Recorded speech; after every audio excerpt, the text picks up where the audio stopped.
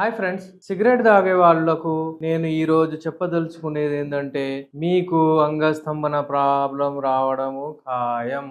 Cigarette ఇదేదైతే ఉంటుందో దాని మీద రాసి కూడా ఉంటుంది, టొబాకో యూజర్స్ డై యంగర్, తొందరగా చనిపోతారు అని కూడా ఉంది.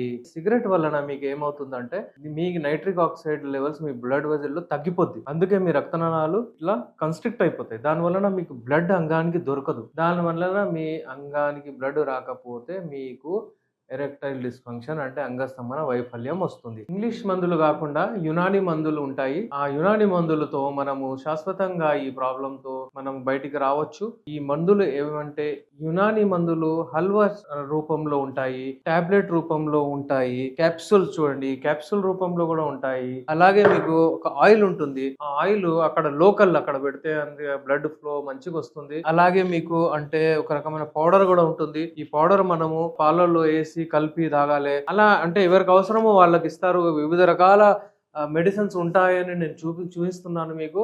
కానీ నాకు ఆయిల్ కావాలి, ఆ పౌడర్ కావాలి అన్నట్టు కాదు. మీకు ఎవరైతే సిగరెట్ అలవాటు ఉందో, అడిక్ట్ ఉన్నారో వాళ్లకు ఎరెక్టైల్ డిస్ఫంక్షన్ వస్తే మాతో కాంటాక్ట్ చేయండి.